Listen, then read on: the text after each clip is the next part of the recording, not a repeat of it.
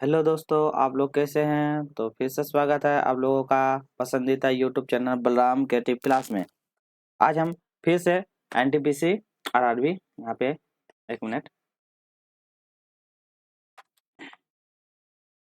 फिर से हम लोग आरआरबी एनटीपीसी और ग्रुप डी का पीवाईक्यू सीरीज लाए हैं, जिसमें से आपको डिटेल के साथ क्वेश्चन रहेगा, क्वेश्चन के साथ एक्सप्लेनेशन रहेगा। जिस टाइप का, जैसे कि आपको देख रहा होगा, देखिए यहाँ स्लाइड में आपको देख रहा है ये क्वेश्चन रहेगा, इसका डिटेल एक्सप्लेनेशन भी देखेंगे, ताकि आपको इस टाइप का क्वेश्चन के साथ में आपको क्या होता है, क्वेश्चन के साथ आपको एक्स्ट्रा नॉलेज भी मिलता रहेगा। ठीक है, तो डिटेल एक्सप्लेनेशन के साथ हम लोग क्वेश्चन करते जाएंगे। ठीक है, तो चलिए, तो हम लोग डिटेल एक्सप्लेनेशन के साथ करेंगे। बहुत सारा क्वेश्चन है, टोटल 10 से 12 क्वेश्चन लाए हैं, जिसमें से आपको क्वेश्चन के साथ डिटेल एक्सप्लेनेशन मिलेगा। ठीक है, तो उससे पहले हम आपको कुछ बताना देना चाहते हैं। तो जो कोई भी या तो एनटीपीसी, ठीक है, एनटीपीसी ग्रुप डी, एनटीपीसी की तैयारी करते हैं, ग्रुप डी का तैयारी करते हैं, या एसएससी का तैयारी करते हैं, ठीक है, एसएससी का तैयारी करते हैं, एसएससी कोई भी एग्जाम देते हैं, या कोई भी अदर स्टेट का तैयारी करते हैं जिसमें से जीके जीएस का ज़्यादा महत्व रहता है, तो वो उस टाइप का। तो हमको ये आज ये स्पेशल एनटीपीसी या ग्रुप डी के लिए बनाए हैं, जिसमें से इस टाइप का क्वेश्चन क्या था, ज़्यादातर क्वेश्चन रिपीट करता है। ठीक है,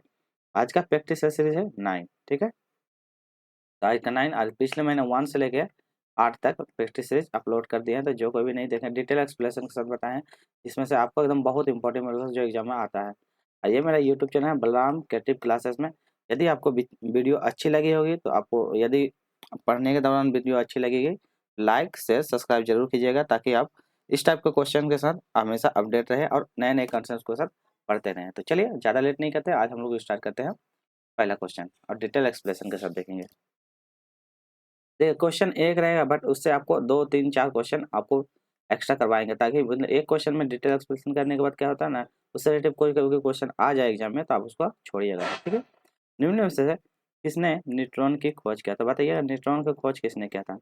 पहला ऑप्शन है जेम्स चैडविक ने, ऑप्शन है ई गोल्ड स्टीफन ने, ऑप्शन है नील्स बोर ने, ऑप्शन है आर्नस्टाइन रदरफोर्ड ने। तो ये किसने न्यूट्रॉन की खोज की? चलिए, तो न्यूट्रॉन की खोज कौन करता है देख लेते हैं। सही आंसर जेम्स चैडविक ने। तो इसका ऑप्शन नंबर ए हो जाएगा, जेम्स चैडविक। ठीक है, और कैसे याद करना वो भी ट्रिक बताएंगे। तो इसका सही आंसर क्या जाएगा? Option number A, James Chadwick. तो चैडविक ने न्यूट्रॉन की खोज किया था। ठीक है, चलिए आप देखते हैं कुछ एक्सप्लेनेशन के साथ। देखिए, आंसर हो जाएगा जेम्स चैडविक। ठीक, चलिए उससे संबंधित कई पॉइंट देख लेते हैं। जेम्स चैडविक ने कब खोज किया था? 1932 में। तो ये भी याद रखिएगा, 1932 में न्यूट्रॉन की, क्या रेलवे ग्रुप डी में इस टाइप का क्वेश्चन बहुत ज्यादा बनता है। ठीक है, न्यूटन की खोज के लिए जेम्स चैडविक को कब 1935, ठीक है, 1935 में भौतिक का नोबेल पुरस्कार। अभी एग्जाम में पूछ दिया जाए कि 1932 में तो खोज किया था, बट उसको बोले भौतिक के लिए नोबेल पुरस्कार कब दिया गया था? 1935 में। ये डेट बहुत इंपॉर्टेंट है, याद रखिएगा, कब दिया गया? 1935 में। ठीक है, वो भी नोबेल पुरस्कार दिया गया था। ठीक है, फिर चलते हैं इलेक्ट्रॉन के। इलेक्ट्रॉन की खोज कौन से? जे थॉमसन था। मान लो न्यूट्रॉन का हम लोग पढ़ लिए, अब एग्जाम में इलेक्ट्रॉन आ गया, तो क्या कीजिएगा? इसलिए इसको जे थॉमसन ने कब? 1857 को। याद रखिएगा, 1897 में जे थॉमसन ने, उन्होंने कैथोड रे किरण पे प्रयोग के जगह इलेक्ट्रॉन की खोज की। तो किस पे किया था? कैथोड रे किरण पे। तो ये भी याद रखिएगा। देखिए कितना सारा क्वेश्चन बन गया आपका, इलेक्ट्रॉन की खोज किया था। ठीक है, इस तरह कुछ इसको याद करने का तरीका है, ईट पर नाच। ठीक है, ऐसे याद करिए। इसे इलेक्ट्रॉन कौन? James Chadwick. कौन सा? Proton Rutherford. ठीक है, नौ से न्यूट्रॉन चैडविक। ठीक है, तो इस तरह याद करिए। ठीक है, इसे इलेक्ट्रॉन से जे थॉमसन। ठीक है, पो से प्रोटॉन रदरफोर्ड, नौ से क्या है? Neutron Chadwick. ठीक है, तो याद करने का ये तरीका है, तो इससे भी आप याद कर सकते हैं। ठीक है, चलिए, तो इतना सारा क्वेश्चन बन गया एक एक स्लाइड से। चलिए, अब लोग हम लोग क्वेश्चन नंबर 2 की ओर बढ़ते हैं। क्वेश्चन नंबर 2 में बोलता है, कर्क रेखा कितना है? 23.5 डिग्री नॉर्थ की और भारत के किस राज्य से होकर गुजरती है? पहला ऑप्शन है पंजाब, ऑप्शन है महाराष्ट्र, ऑप्शन है छत्तीसगढ़, ऑप्शन है केरल। तो देखिए कौन सा राज्य से होकर कर्क रेखा गुजरती है? तो कौन सा राज्य से? ये छत्तीसगढ़ से। ठीक है, तो ऑप्शन नंबर छत्तीसगढ़। चलिए, तो इसका सही आंसर क्या है? छत्तीसगढ़ हो जाएगा, ऑप्शन नंबर सी, छत्तीसगढ़। देखिए, याद करने का तरीका भी बताएंगे भाई, इसका साथ देखा से, जैसे ये भारत का ये है। ठीक, देखिए यहाँ से जो जाती है ये 0 डिग्री सेल्सियस है, ये डिग्री। और ऊपर जो रहती है ये वाली रेखाएं जो होती है, इसको बोलते हैं कर्क रेखा। कितना? 23.5 डिग्री। ये भी याद रखिएगा, 23.5 डिग्री। ठीक है, ऊपर जो रहता है ये आर्कटिक रेखा बोलते हैं, जिसमें से 66.5 डिग्री, ठीक है, 66.5। इसका जस्ट नीचे वाली जो रेखा रहती है इसको हम लोग क्या बोलते हैं, मकर रेखा, ठीक है। तो मतलब मकर रेखा कभी पूछ देगा तो ये भी 23.5 डिग्री पर स्थित है, ठीक है। फिर इसके अंदर ये अंटार्कटिक रेखा होता है, जिसमें से ये भी 66.5 डिग्री, ठीक है, ठीक है। और यहाँ से लेके ये वाले भाग, ठीक है, आपको थोड़ा सा कुछ कुछ डिटेल में बता देता है ताकि मतलब इससे कभी क्वेश्चन आ जाए तो बना लीजिएगा। यहाँ से ये लेके ये वाला जो भाग होता है ये गर्मी वाला भाग होता है, ठीक है, तो ये गर्म वाला भाग होता है, ठीक है, बीच वाला। उसके बाद ये जो होता है ये शीत और उष्ण दोनों, शीतोष्ण और उष्ण दोनों प्रकार का पाया जाता है। और ये वाला जो भाग आपको पता है ये वाला दोनों में जो मतलब ना ज़्यादा ठंडी ना गर्मी। और यहाँ जो वाला जो लास्ट वाला जो भाग बचता है ये वाला भाग हो, ये बहुत ज़्यादा ठंडी वाला भाग होता है, ठीक है। तो ये याद रखिएगा इतना सारा आपको, इसको बोलते हैं विषुवत जो 0 डिग्री, ठीक है। तो इतना याद रखिएगा, ठीक है। इसी को कर्क रेखा मतलब ये जो जो रेखा रहती है इसी को यामांतर रेखा भी बोला जाता है, ठीक है। और जैसे कि ये टाइमिंग जैसे कभी बोलता है ना कि कितना से कितना की दूरी, जैसे बोला जाता है कि लंदन में ये 2 बजे आया तो शाम में 7:30 बजे, तो कितना डिफरेंस होता है, 5.5 घंटा का ये होता है। तो ये कैसे निकाला जाता है ये भी बता देते हैं। 82 × 1/2 को जब डिग्री को इसको सॉल्व करना है तो कैसे निकलते हैं वो भी बता देते हैं।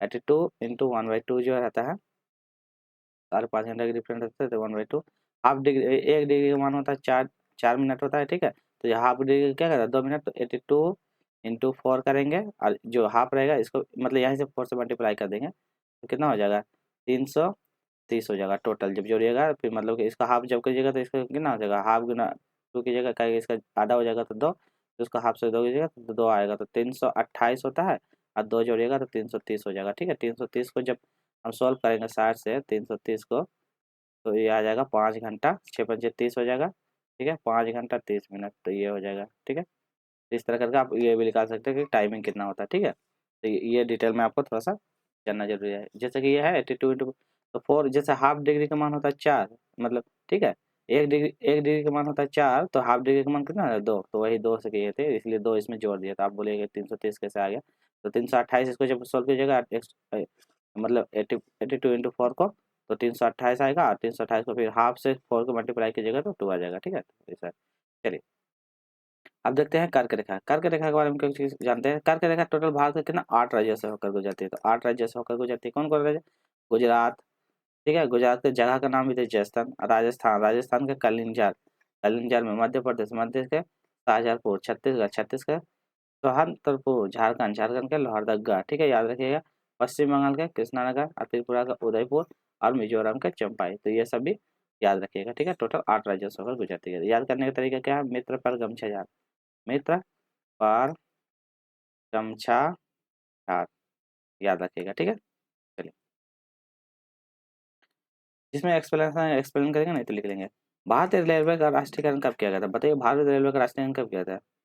अरे तो इसका आंसर पहले यहीं पर डिनोट किया गया है, तो इसका उत्तर होगा 1951, ठीक है। तो इसमें 1951 सही हो जाएगा, ठीक है। चलिए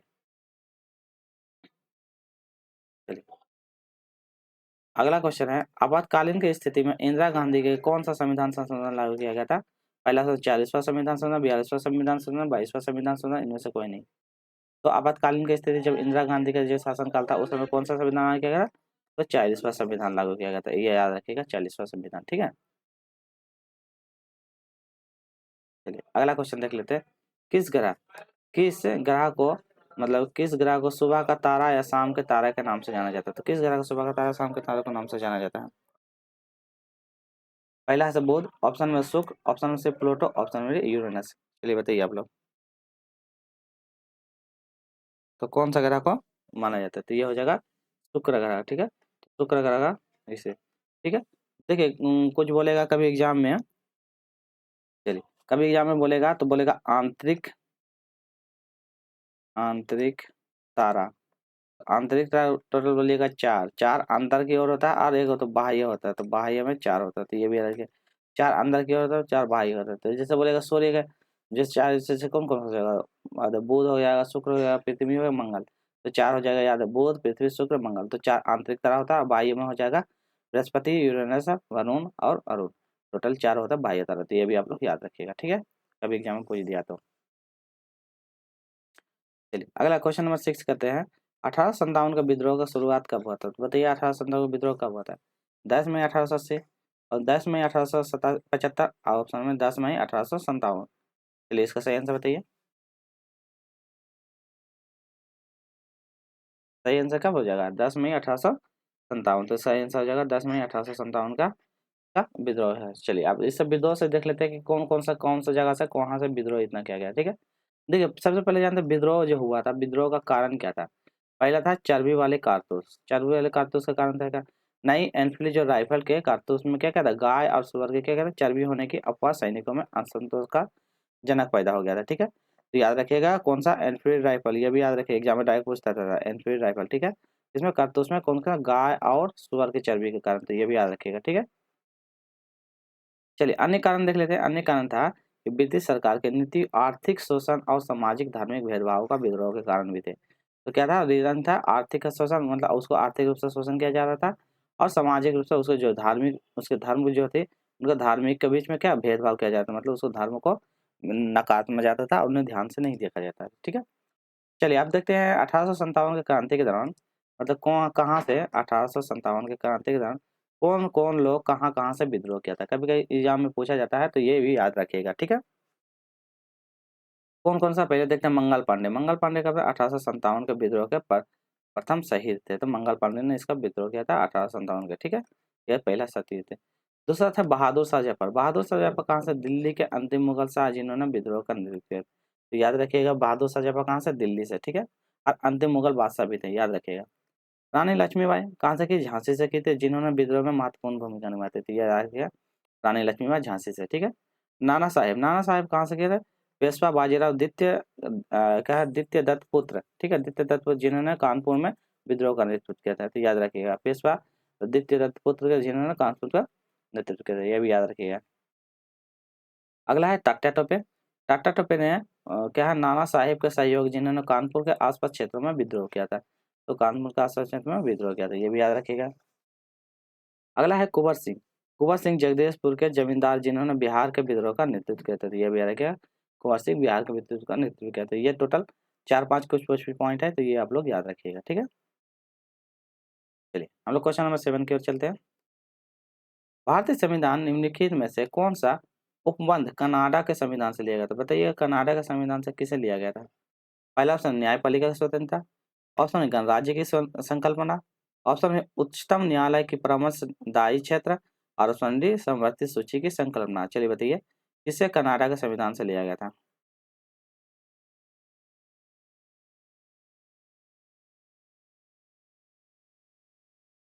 तो कनाडा संविधान से किसे लिया गया था, ऑप्शन नंबर सी उच्चतम न्यायालय परामर्शदायी क्षेत्र का, तो ये कनाडा संविधान से लिया गया था। ठीक है, उच्चतम न्यायालय परामर्शदायी क्षेत्र का। ठीक है, तो इसका चलिए अगला क्वेश्चन कर लेते हैं।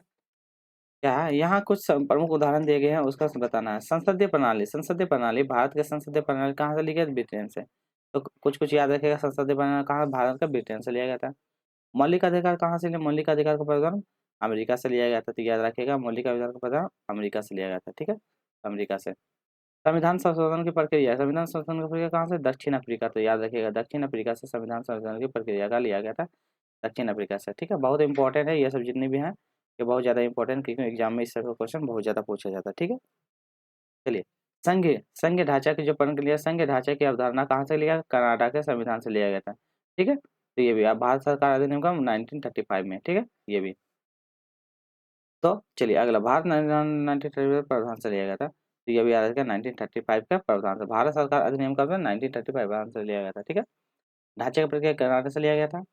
चलिए अगला चलते हैं, मौलिक कर्तव्य। मौलिक कर्तव्य बहुत ज्यादा इंपॉर्टेंट है, जिसमें से रूस का से लिया गया था। कहाँ से लिया गया, तो रूस से लिया गया था, तो याद रखिएगा रूस से लिया गया था मौलिक कर्तव्य।